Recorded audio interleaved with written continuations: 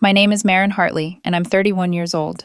By sunrise, the kitchen smells like coffee and old cedar, the kind that lives in drawers, and refuses to leave with time. I still use the measuring cups with faded blue lines my grandmother favored. She said tomatoes are liars until they're ripe, and recipes are liars until your hands learn the truth. Hands keep you honest. She used to say that while I scrubbed mud off my boots at the back door, I run a small farm on the edge of a town people drive past unless they need diesel, eggs, or directions they won't take. In my family's story, I was the extra, the reliable background figure who lifted and mended and disappeared on cue. Not really family, my mother would say when she was tired and thought I couldn't hear. It started as a joke. Then it calcified into a rule. My older sister, Natalie, was the star with the slide deck smile and an investor for every problem. Julia, my younger sister, was the princess, cheer captain, lashes by 16, promised a condo by 20. Me, I was the one with dirt under her nails and a knack for fixing a gate with a bottle jack and a prayer. Dad loved a line so much he repeated it like a family anthem. City brains make money. Farm hands make messes. He'd say it at Thanksgiving, graduations, the DMV line, as if echo could work its way into my bones and drill out self-respect. I learned to nod. Seed needs planting. Animals need water. Fences sag. Storms don't care about your story. My grandmother, Dad's mother, refused the family script. She'd walk out carrying a sun hat half the size of a satellite dish and a thermos of sweet tea. "You got your grandfather's hands," she'd say, patting my knuckles. "That's good. Hands keep you honest." We didn't talk about money. We talked about weather, calf scours, and how the rooster clock always ran 5 minutes fast, like it was trying to outrun being old. Being useful kept me inside their orbit. Natalie needed a truck at midnight. I showed up. Mom wanted her porch steps fixed before ladies' Bible brunch. I showed up. When Julia's cat got itself wedged in the crawl space, I went headfirst into spider hell and came out coughing insulation but smiling in the photo she posted with the caption, "Not all heroes wear capes." They liked me useful. Useful meant allowed. The trigger wasn't a fight. It was the county fair under a corrugated roof that made every boast louder. Dad held court in a circle of ball caps, bragging about how Natalie had strategized her way into corporate development and how Julia had brand deals because the kid's a natural. I stood behind him with a hay hook and a sunburn, invisible as a good fence line. A woman pointed at the dairy ribbons and asked, "Isn't that your daughter?" Dad didn't turn around. He waved at the air. "She just helps out," he said. "She's not really family." The laugh in my throat turned into something metallic. I set down the hook and stepped into the August glare until the world blurred. My phone buzzed with the number I didn't know. I almost let it go. I still don't know why I didn't. "Maren," a crisp voice asked. "Attorney Marion Keller. I represent your grandmother." A pause, like a hinge, deciding whether to swing. "We need to talk." "Is she okay?" I asked, already knowing. "She passed this morning," Keller said softly. "There's a will. You should probably sit." I sat on a stack of mulch bags between premium cedar and buy 3 get 1, and the world narrowed to a folder and the sound of goats ramming a gate. We scheduled a meeting. After I hung up, I fed the cow. The cow's like muscle memory could keep me upright. When the chores were done, I found a quiet corner in the truck and stared at the steering wheel until my breathing matched the tick of a cooling engine. The next day, Keller poured coffee like we were kin and slid a folder across the desk. The carpet swallowed sound. Grief sounded like fabric here. "Your grandmother set up a trust years ago," she said. "She sold land your father didn't realize she still held. She invested carefully." I nodded because people who say trust and carefully in the same sentence deserve at least one nod. "She left everything to you, Maren. The house, accounts, land across Route 9, CDs, brokerage." Keller's eyes gentled. "There are letters. One for you. One for me to read to your family." My mouth worked around the smallest question. Why me? She wrote it down. Keller tapped the file. "Do you want to read your letter now or later?" I took it to the truck, my forehead on the wheel, the farm smell in the upholstery. Grandma's script leaned right, urgent. You fix what breaks. You listen more than you talk. This won't make you better than anyone, but it will make you louder to people who haven't been listening. Don't apologize for being chosen. Use it to finish what your grandfather started. When they try to make you feel small, remember you were always big. Love, Grandma. I carried that letter like a talisman for a day. I mended fence. I salted the water trough. I did not tell anyone. Then Keller insisted we read the will in her office to keep it professional, which is lawyer for this is going to hurt. They arrived dressed like it was brunch. Mom in a pink blazer, Dad in his church suit, Natalie with a haircut that looked expensive on purpose, Julia in white, sunglasses perched like a crown. They expected shares and fairness, words that taste like sugar until you bite down and find glass. They expected me to be a footnote. I had someone in my corner who wasn't blood. Evan, my boyfriend, sat on the edge of the waiting room chair and squeezed my hand once, harder than he meant to. Whatever happens, he whispered, we'll handle it. I nodded, grateful for the steadiness, even as I felt the air vibrate with the storm. Somewhere online, his ex-girlfriend, Tessa, had already posted a story with a sly caption about people who get rich on sympathy. I didn't open it. Some fires die without oxygen. Keller called us in. She opened the folder. The room felt smaller. I felt bigger and smaller at the same time. Let's begin, she said. And for the first time in my life, I was not the helper in the doorway. I was the person at the center of the table, where the story would finally say my name out loud. Keller read the will as if it were scripture, steady, unhurried, impossible to interrupt. I leave the entirety of my estate to my granddaughter, Maren Hartley. Silence. Then a single, sharp bark of laughter, my mother's. This must be a mistake, she said, her voice already trembling with fury disguised as disbelief. She meant Natalie. She always said Natalie was her pride. Keller looked up calmly. She wrote Maren. Dad's jaw clenched, grinding air. Natalie leaned forward with a brittle smile, like she was speaking to an assistant who had misspelled her name. You're sure there's not... There's a video statement, Keller interrupted. She pressed play. The screen came alive with Grandma's kitchen. The rooster clock, the flowered curtains, the stack of recipe cards by the stove. Grandma looked straight into the camera. Hi, she said simply. If you're watching this, I've probably gone. I'm leaving everything to Maren. If you're angry, ask yourself why. If you're surprised, it's because you weren't paying attention. My mother shot to her feet. This is insane! Dad pointed at me. Did you manipulate her? She was old. She was... Keller cut him off. Mrs. and Mr. Hartley, this will is legally sound and witnessed. You're free to dispute it, but I'll warn you, your mother recorded this less than 2 months ago, and she was in perfect health. Julia whispered, You don't even need it, Maren. You don't even like people. I didn't answer. There was nothing to answer. I signed where Keller told me to sign, initials trembling slightly. When I stood, Mom blocked the door, her perfume cloying as panic. You can't do this, she hissed. I didn't do anything, I said softly. You're not really family, she spat, the words slipping out like muscle memory. Keller's tone went frost cold. That will be all. I left without looking back. By nightfall, my phone had turned into a weapon. 53 missed calls, dozens of messages, one long voicemail from Dad that was just the sound of breathing, followed by, Answer your father. They wanted renegotiation. They wanted fairness.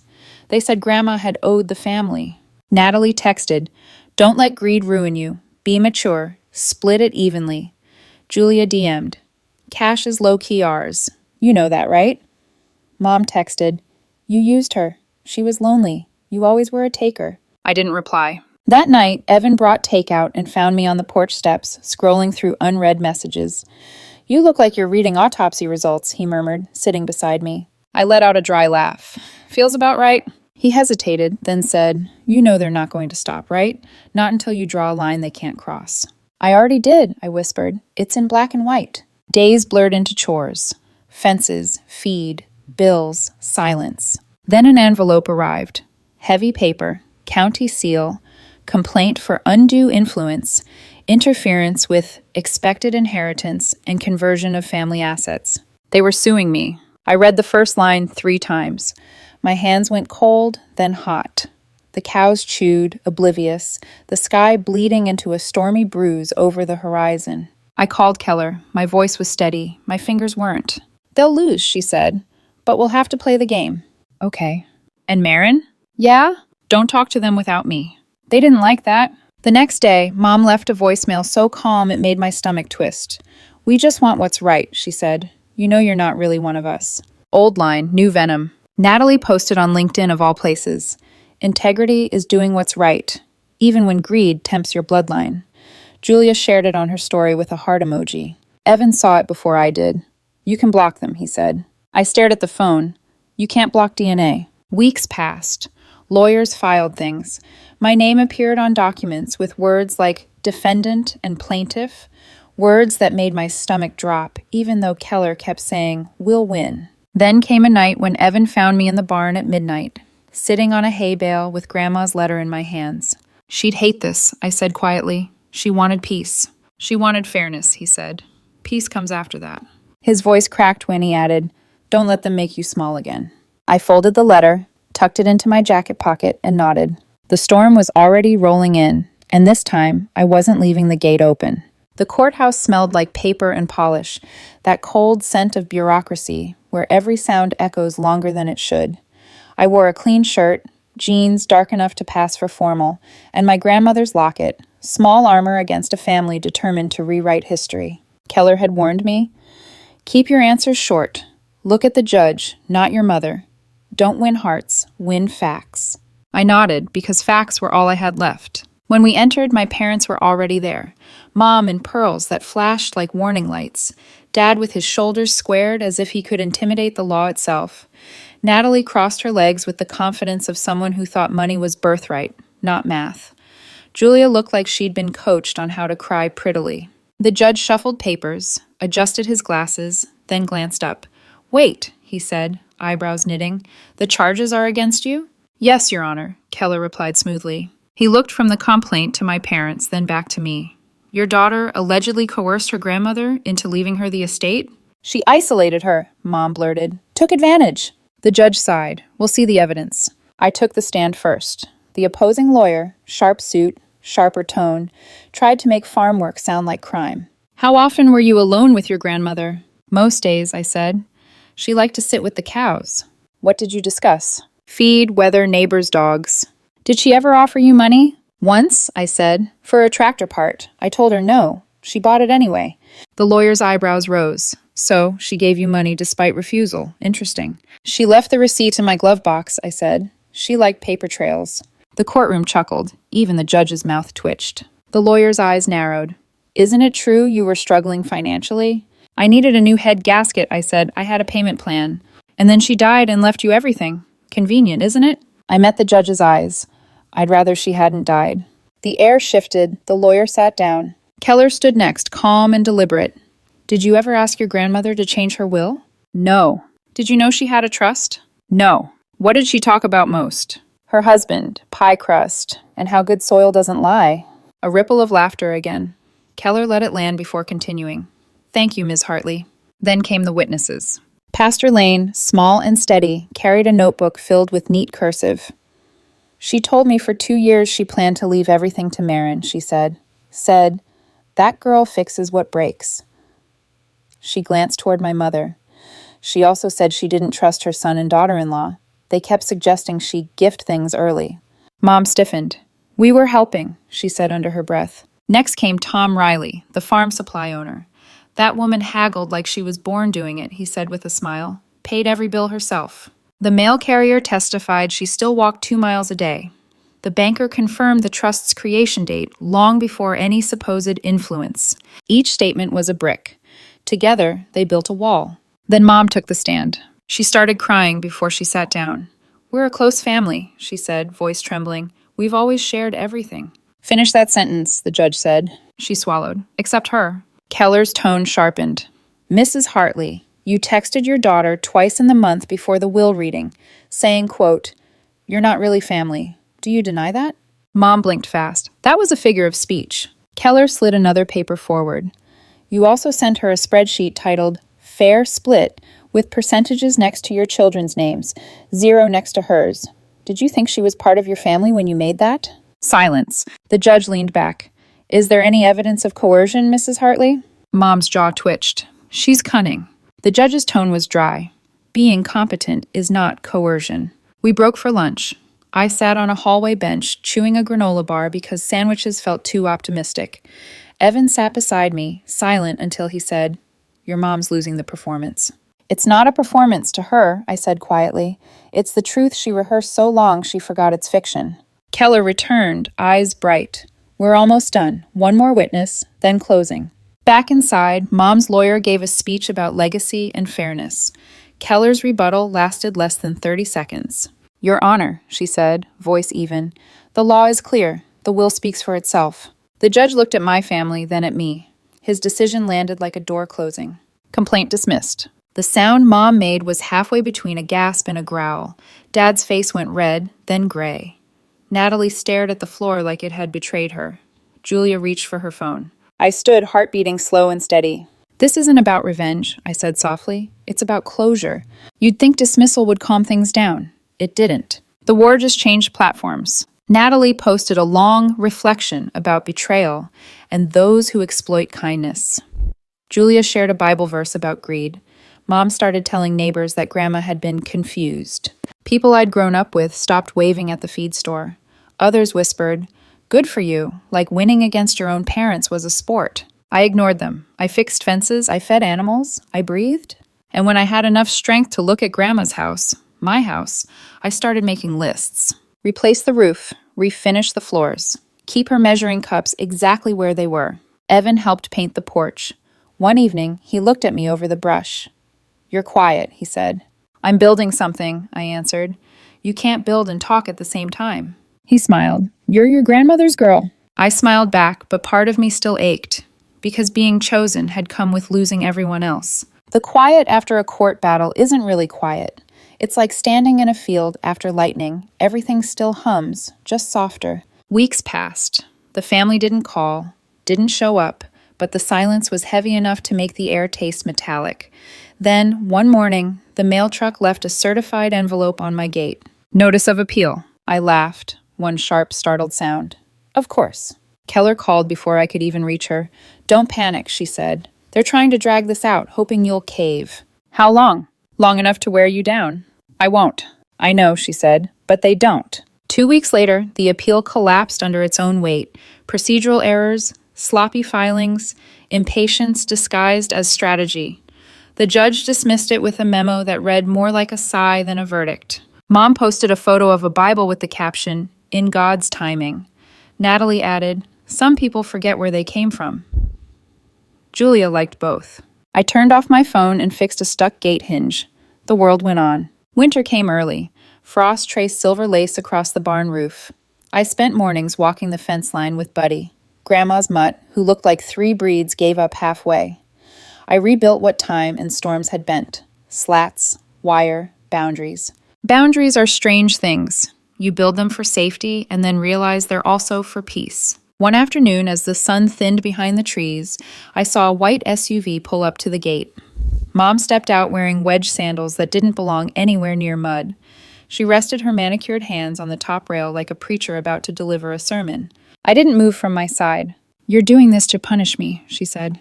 "I'm doing what Grandma told me to do," I replied. "She didn't mean it," Mom snapped. "She was old, confused." "She meant every word. She wanted us to be taken care of. She told me to take care of what Grandpa built. That's what I'm doing." Mom's eyes flashed. "Your father is humiliated?" "He humiliated himself," I said quietly. She stared past me at the barn. "You were always handy." It came out half compliment, half insult. "Being handy bought your propane," I said before I could stop myself. Her mouth opened, closed. "We raised you," she said finally, as if reading from an invoice. I thought about every envelope of rent money I'd left on her desk, every chore, every favor that came with a lecture. I thought about Grandma's handwriting. "Don't explain yourself to people committed to misunderstanding you." "Go home, Mom," I said, "please." She didn't move. "We're still your family." I looked at the fence between us. Straight, solid, holding. "You told me I wasn't." She flinched, small and real. "Fine," she snapped. "If you think you're better than us, enjoy it. Money leaves faster than it arrives." She turned, heels sinking into the dirt, and drove away too fast for a gravel road. Dust hung like ghosts. I wiped my eyes with my sleeve because grit had found its way in. The quiet that followed didn't feel empty. It felt like open space. Days became simple again. Feed the calves, fix the hinge, file the taxes, on time for once. I hired 2 kids from the vocational school Grandma had supported. I set up a scholarship in her name, the Edith May Hartley Fund for first-generation farm students. I wrote the first check, signed it with shaking hands, and cried alone in the truck. The money didn't make me rich, it made me responsible. Evan came by often, helping when he could. He didn't talk much about the lawsuit or about Tessa, his ex, who had tried to turn my inheritance into gossip fodder online. He deleted every post and told her to stop contacting him. The loyalty in that silence meant more than any apology could. One night, over leftover stew, he said, "You ever think about leaving this place?" "Every day," I said, "but I always end up fixing something instead." He smiled. "That's who you are." I didn't say it out loud, but I thought, it's who Grandma made me. Spring came slow. I planted early and prayed late. One afternoon, my phone buzzed with a new number. The message read, "It's Natalie. Want to talk? Not about money." I stared at it for a long minute, typed, "About what?" She replied, "Mom says you've cut us off for good. Is that true?" I stood in the kitchen doorway, hand still on the phone, watching sunlight crawl across the floorboards. For good? What did that even mean? I thought about closure versus punishment, about fences versus walls. Finally, I typed, "I'm setting boundaries. They're not punishments." A pause, then, "So, yes?" I wrote back, "It's a fence, Natalie. You can see through it. You just can't climb it." She didn't reply. The calls thinned out. The gossip posts dried up. Winter turned the fields quiet again. I invested in new equipment, paid the taxes early, and replaced the barn roof with a pale metal that would outlast me. I left Grandma's measuring cups where they belonged. I framed her letter and hung it by the back door. On Christmas Eve, I left a cedar wreath on Mom's porch. No note. She posted it as anonymous kindness. I kept scrolling. Do I miss them? Sometimes. I miss the idea of them. The version where Dad praised a straight fence. Mom said daughter without conditions. Natalie returned my call just to talk. Julia laughed with me instead of at me. But I don't miss paying rent for belonging. I don't miss earning love through labor. Now, mornings start before dawn. Coffee in Grandma's kitchen. To-do list on an old envelope. Fence lines glinting silver in the frost. Sometimes I whisper, "We did it, Grandma." Buddy tilts his head as if he understands. And for the first time in my life, the quiet doesn't ask for explanation. It just lets me be.